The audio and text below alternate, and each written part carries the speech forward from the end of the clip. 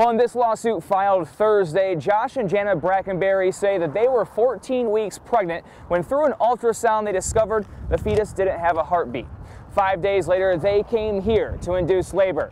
It's what happened after that prompted this lawsuit. In a lawsuit filed against Truman Medical Center, claims that the remains of Josh and Janet Brackenberry's stillborn fetus were sent to the pathologist without the Brackenberry's consent and against the parents' written wishes that the remains go to a funeral home. In a statement sent by the family's lawyer, Josh Brackenberry says, in part, "Having our child kept from us for several days, even though we begged them to get our baby to the funeral home, has utterly devastated me and my wife." But a Truman spokesperson tells 41 Action News that the Brackenberrys asked for genetic testing of the remains, a claim supported in the lawsuit.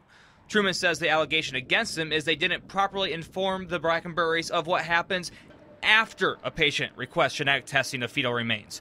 In a statement obtained by 41 Action News, Truman Medical Center says in part, it is confident that it followed proper protocol in this situation and the remains were released to a funeral home within 5 days. The Brackenberrys are seeking at least $25,000 in damages. This case is expected in court in August. Reporting in Kansas City, Missouri, Brian Abel, 41 Action News.